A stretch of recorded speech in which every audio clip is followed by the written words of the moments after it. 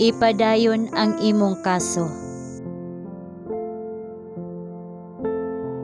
Oseas Kapitulo 14, versikulo 4. Ayuhon ko ang ilang mga pagkasuki, sila higugmaon ko sa walay bayad. Nang hinaot ko nga walay makaangkon sa ideya, nga sila nakaangkon sa pabor sa Dios pinaagi sa pagsugid sa mga sala, o nga adunay espesyal nga hiya sa pagkumpisal ngadto sa mga tawo. Ang Ginoo buot nga kita moduol kaniya kada adlaw, uban sa tanan natong mga kasamok ug mga pagkumpisal sa sala, ug siya makahatag kanato og kapahulayan.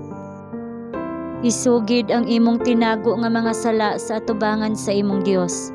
Ilha ang imong kasing-kasing nga naglatagaw ngadto kaniya, kinsa nahibalo sa hingpit kun unsaon pagtagad ang imong kaso. Kung nakabuhat ka og dautan sa imong isig katawo, ilha kaniya ang imong sala ug ipakita ang bunga niini pinaagi sa pag-uli.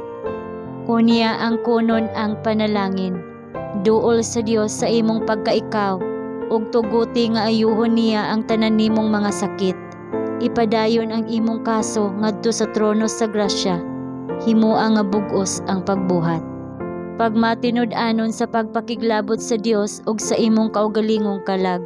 Kun moduol ka kaniya uban ang kasing-kasing nga tinud-anay nga mahinulsulon, ihatag niya kanimo ang kadaugan. Dili kaniya masaypan o hukman nga sayo. Ang imong isig katawo dili makapahigawas kanimo gikan sa sala o makalimpyo kanimo gikan sa kadautan. Si Jesus lamang ang makahatag kanimo og kalinaw. Gihigugma kaniya ug gihatag ang iyang kaugalingon alang kanimo. Ang iyang dakong kasing-kasing sa gugma natandog sa pagbati sa atong mga kaluyahon. Mga Hebrehanon Kapitulo 4 versikulo 15. Unsa nga mga sala ang dako kaayo alang kaniya nga mapasaylo? Unsa nga kalag nga ngit-ngit kaayo ug gidaog-daog sa sala aron iyang luwason?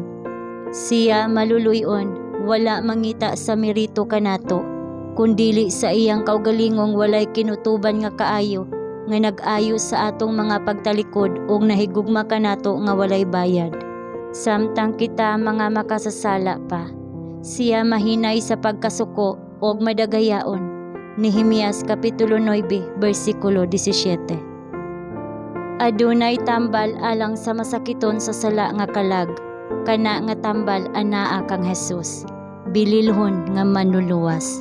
Ang iyang grasya igo alang sa labing huyang, ug ang labing kusgan kinahanglan usab nga adunay iyang grasya o mawala.